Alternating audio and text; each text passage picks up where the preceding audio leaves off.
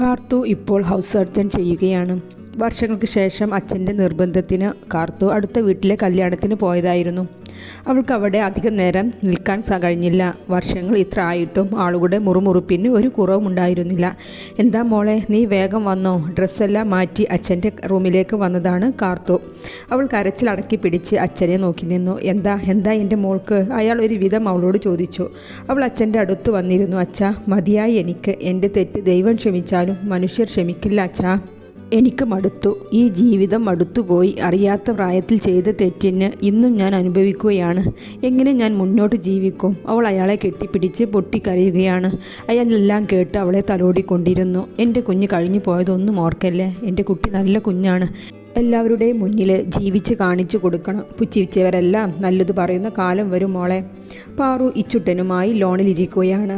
പറ അമ്മ, അച്ഛനെക്കുറിച്ച് പറയുക അമ്മ. കൊച്ചി ഇച്ചുവിന് എന്നും കേൾക്കണം. അച്ഛൻ്റെ വീരകഥകൾ പറഞ്ഞതു തന്നെ വീണ്ടും വീണ്ടും പറഞ്ഞാലും അവൻക്ക് സന്തോഷമാണ്. അമ്മയുടെയും മകൻ്റെയും സംസാരം കുറച്ചപ്പുറം നിന്ന് രജനിയും രവിയും കേൾക്കുന്നുണ്ട്. ഹലോ മോനെ. രജനിയുടെ ഫോണിലേക്ക് ധ്രുവിൻ്റെ കോൾ വന്നതാണ്. എന്നാ മോനെ നീ ഇനി വരിക?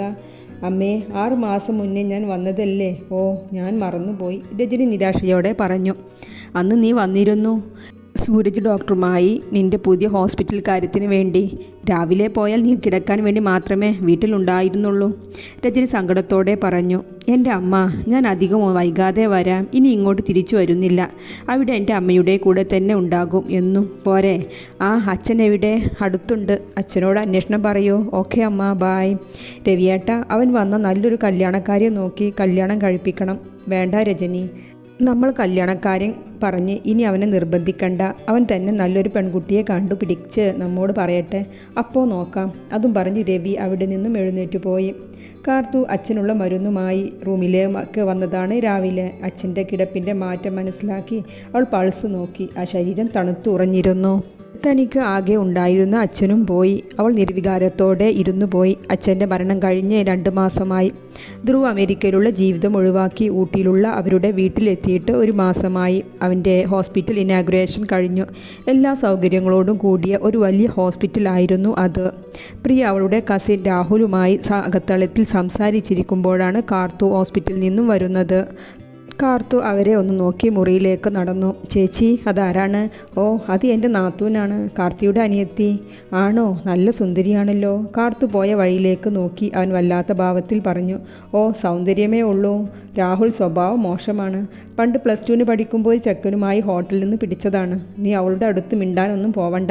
നിൻ്റെ റൂം കാണിച്ചു തരാം. അതും പറഞ്ഞ് പ്രിയ എഴുന്നേറ്റ് നടന്നു. രാഹുൽ ടൗണിലേക്ക് എന്തോ ആവശ്യത്തിന് വന്നപ്പോൾ 2 ദിവസം പ്രിയയുടെ വീട്ടിൽ നിൽക്കാൻ വന്നതാണ്. രാഹുൽ കാർത്തുവിനെ ചുറ്റിപ്പറ്റി നടക്കുകയാണ്. പ്രിയ രാത്രി മോനെ ഉറക്കാൻ വേണ്ടി റൂമിൽ പോയ സമയം രാഹുൽ കാർത്തുവിൻ്റെ റൂമിൽ കയറി. കാർത്തു വാഷ്റൂമിൽ നിന്ന് ഇറങ്ങിയപ്പോൾ കാണുന്നത് തൻ്റെ ബെഡിലിരിക്കുന്ന രാഹുലിനെയാണ്. അവൾ ഒന്ന് പേടിച്ചു. പിന്നെ അവൻ്റെ അടുത്തേക്ക് വന്നു. ഇയാൾ എന്താ ഇവിടെ? അത് കാർത്തു. മോളെ, ഇവിടെ സംസാരിക്കാൻ ആരുമില്ല. ചേച്ചി മോനെ ഉറക്കാൻ പോയി. ബോറടിച്ചപ്പോൾ തന്നോട് സംസാരിച്ചിരിക്കാം എന്ന് കരുതി. അതും പറഞ്ഞ് കാർത്തുവിൻ്റെ തോളിലൂടെ കൈയിട്ട് ചേർത്ത് പിടിച്ചു.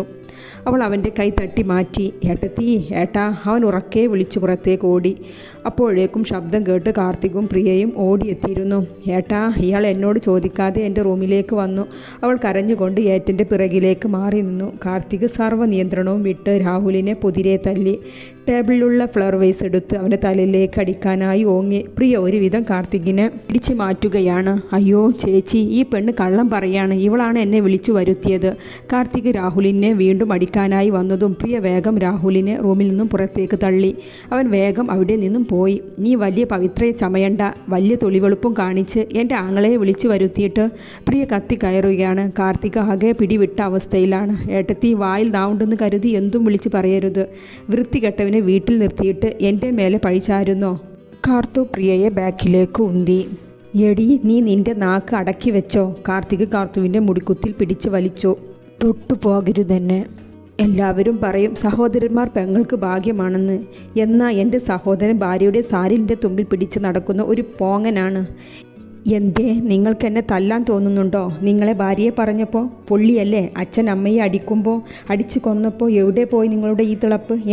നിങ്ങൾ പ്രതികരിക്കില്ല. കാരണം നിങ്ങളുടെ നോട്ടം അച്ഛൻ്റെ ഈ സ്വത്തിലായിരുന്നു. അച്ഛനെ പിണക്കിയാൽ ഈ സൗഭാഗ്യമെല്ലാം ഇല്ലാതായി പോവില്ലേ അല്ലേ? എനിക്ക് നാണം തോന്നുക. നിങ്ങൾ എൻ്റെ ഏട്ടനാണെന്ന് പറയാം. നാണം തോന്നുക. അവൾ അതും പറഞ്ഞ് മുഖം പൊട്ടിക്കരഞ്ഞു. എന്താ മനുഷ്യ മിണ്ടാതെ നിൽക്കുന്നത്? ഈ തലതെറിച്ചുകൾ പറയുന്നത് കേട്ട് മിണ്ടാതെ നിൽക്കുന്നത്? പ്രിയ കാർത്തികിനെ കുലുക്കിക്കൊണ്ട് അട്ടഹസിക്കുന്നുണ്ട്. ഇവളെ പിടിച്ച് പുറത്താക്ക്. കാർത്തുവിൻ്റെ നേരെ വിരൽ ചൂണ്ടി പറഞ്ഞു കൊണ്ട് സോഫയിലേക്കിരുന്നു. ഇരു കൈകൊണ്ടും തലമുടി വലിച്ചു വിട്ടു. പാറു കിട്ടിയ അവസരം നന്നായി പ്രയോഗിച്ചു. ആ പാതിരാത്രി അവളെ വീടിൻ്റെ ഡോർ തുറന്ന് പുറത്തേക്ക് തള്ളി വാതിൽ അടച്ചു. കാർത്തുവിൻ്റെതായ എല്ലാം ബാഗിലാക്കി അവളെ ഗേറ്റിന് പുറത്തേക്ക് തള്ളി. ഏട്ടത്തി അവൾ ഗേറ്റിൽ കലുക്കി വിളിച്ചുകൊണ്ടിരുന്നു. എന്നാൽ അവളുടെ ശബ്ദം ആരും കേൾക്കുന്നുണ്ടായിരുന്നില്ല.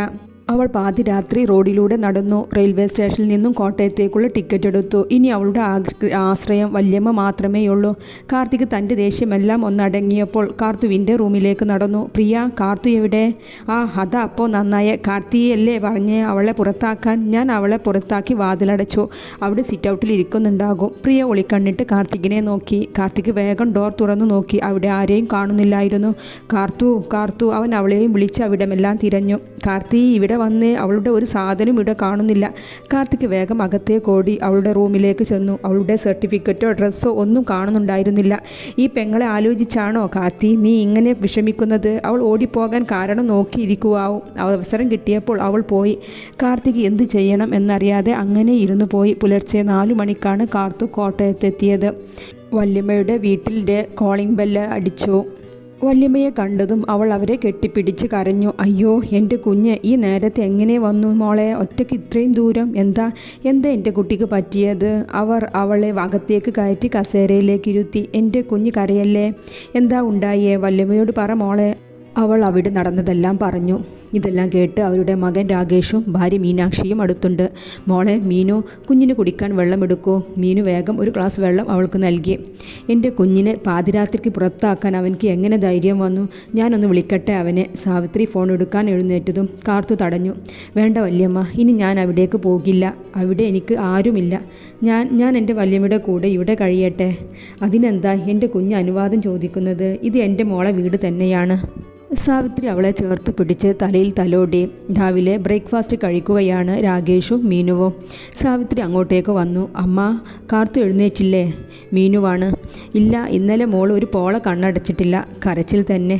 അമ്മ, കാർത്തിക്ക് ഫോൺ ചെയ്തോ? ഇല്ല, അവർക്ക് ഇവൾ അധികപ്പറ്റാണ്. എൻ്റെ കുട്ടി എന്നെ വിശ്വസിച്ച് വന്നതാണ് ഇവിടെ. അവളെ എങ്ങനെ ഞാൻ തിരിച്ചയക്കും? നിൻ്റെ ചെറിയമ്മയുടെ സഹായമാണ് നമ്മൾ ഇന്ന് ഇങ്ങനെയെങ്കിലും ജീവിക്കാൻ കഴിയുന്നത്. അവൾ ഉള്ളപ്പോൾ മാസാമാസം പണം അയച്ചു തന്നതുകൊണ്ടാണ് നിൻ്റെ പഠിത്തവും നടന്നത്. അതൊന്നും നമ്മൾ മറക്കാൻ പാടില്ലല്ലോ. അയ്യോ അമ്മ, എനിക്ക് അവളെ ഇവിടെ നിർത്തുന്നതിൽ അസൗകര്യമൊന്നുമില്ല. ഞാൻ വെറുതെ ചോദിച്ചതേ ഒന്നുള്ളൂ.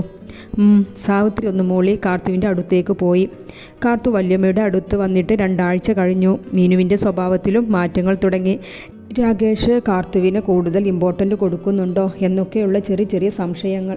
മീനുവിൻ്റെ സംസാരത്തിലെ മാറ്റങ്ങളും കാർത്തുവിന് മനസ്സിലാക്കി തുടങ്ങി. അവിടെ അടുത്തുള്ള ഒരു ചെറിയ ക്ലിനിക്കിലേക്ക് ഒരു ഒഴിവിന് കാർത്തു കയറിയതാണ്. ധ്രുവിൻ്റെ ഹോസ്പിറ്റൽ പാർട്ട്ണർ സൂരജും ഭാര്യ ഗൈനക്കോളജിസ്റ്റ് ദീപയും ധ്രുവിൻ്റെ വീട്ടിൽ വന്നതാണ്. പാറുവിനെ ന്യൂട്രിസ്റ്റൻ പോസ്റ്റിലേക്ക് അവർ ഒരുപാട് നിർബന്ധിച്ചു. കുറച്ചുകൂടെ കഴിഞ്ഞിട്ട് വരാം, നോക്കാം എന്നും പറഞ്ഞ് അവൾ ഒഴിഞ്ഞുമാറി. ധ്രുവ്, ഹോസ്പിറ്റലിൽ ഒരു ലേഡി ഡോക്ടർ കുറവുണ്ടല്ലോ, നമുക്ക് ഇൻ്റർവ്യൂവിലെ ഡേറ്റ് ഫിക്സ് ചെയ്യണം, ഡോക്ടർ സൂരജ് പറഞ്ഞു. നന്നായി മഴയുണ്ടായിരുന്നു. രാകേഷ് വീട്ടിലേക്ക് വരുന്ന വഴിയാണ് കാർത്തു മഴ കൊണ്ടുവരുന്നത്. രാകേഷ് അവളെ നിർബന്ധിച്ച് കുടയിൽ കയറ്റി. ഇരുവരും കയറി വരുന്നത് മീനു ജനലിലൂടെ കാണുന്നുണ്ട്. നാണമില്ലല്ലോ മനുഷ്യ ഇങ്ങനെ തട്ടുരുമി വരാൻ. അവൾ രാകേഷിൻ്റെ നേർക്ക് ചീറി. മീനു, നീ എന്താ ഈ പറയണത്? എന്തേ? എന്നെ പൊട്ടിയാക്കി ഇവളുമായി സല്ലപിക്കാമെന്ന് കരുതിയോ? ശബ്ദം കേട്ട് സാവിത്രി അങ്ങോട്ടേക്ക് വന്നു. അമ്മ, ഇവരോട് ചോദിക്ക്, ഇവർ തമ്മിൽ എന്താ ബന്ധമെന്ന്. അവൾ സാവിത്രിയോടായി പറഞ്ഞു. എന്ത് ബന്ധം മീനു? അവൻ്റെ ചെറിയമ്മയുടെ മകൾ കാർത്തു, അവൻ്റെ സഹോദരി, അല്ലാതെ എന്ത് ബന്ധം? അമ്മ, ഞാനൊന്നും അറിഞ്ഞില്ല എന്ന് കരുതരുത്. ഈ നിൽക്കുന്നവളുടെ സ്വഭാവം നമ്മുടെ കുടുംബത്തിൽ മുഴുവനും പാട്ടാണ്. സ്വന്തം വീട്ടിൽ അഴിഞ്ഞാടി നടന്ന് സ്വന്തം ഏട്ടൻ തന്നെ പുറത്താക്കി. ഇപ്പോൾ ഇവിടെ തൊളിവെളുപ്പും കാണിച്ച് എൻ്റെ ഭർത്താവിനെ വശത്താക്കാൻ നോക്കുകയാണ് ആട്ടക്കാരി. അവൾ മുഴുവനാക്കാതെ നിർത്തി. മീനു, നീ അകത്തേക്ക് പോ. രാകേഷേട്ടൻ എൻ്റെ വായ അടക്കാൻ നോക്കണ്ട. ഞാൻ ഈ കാണുന്നതിൻ്റെ ഒക്കെ അർത്ഥം എന്താ? കാർത്തു ഇതെല്ലാം കേട്ട് ആകെ തരിച്ചുപോയി. സാവിത്രി അവളെ ചേർത്ത് പിടിച്ചു. മിണ്ടരുതിനി നീ. എൻ്റെ കുട്ടിയെക്കുറിച്ച് വല്ലതും പറഞ്ഞാൽ എൻ്റെ മറ്റൊരു മുഖം നീ കാണും. അതും പറഞ്ഞ് കാർത്തുവിനെ ചേർത്ത് പിടിച്ച് റൂമിലേക്ക് നടന്നു. കാർത്തുവിന് അവളുടെ പ്രൊഫസറിൻ്റെ റെക്കമെൻഡേഷൻ കൊണ്ട് ധ്രുവിൻ്റെ ഹോസ്പിറ്റലിൽ ഇൻ്റർവ്യൂ റെഡിയാക്കി കൊടുത്തു.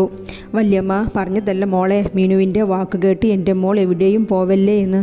അത് വല്യമ്മ, ഞാൻ കാരണം രാകേഷേട്ടൻ്റെ ജീവിതം കൂടി തകരരുത്. ഞാൻ ലീവിന് എല്ലാം എൻ്റെ വല്യമ്മയുടെ അടുത്തേക്ക് വരില്ലേ? അവൾ അവരെ സമാധാനിപ്പിച്ചു. കാർത്തു ഇൻ്റർവ്യൂവിന് ധ്രുവിൻ്റെ ഹോസ്പിറ്റലിൽ എത്തിയതാണ്. കാർത്തു ഇൻ്റർവ്യൂവിന് ക്യാബിനിലേക്ക് കയറി.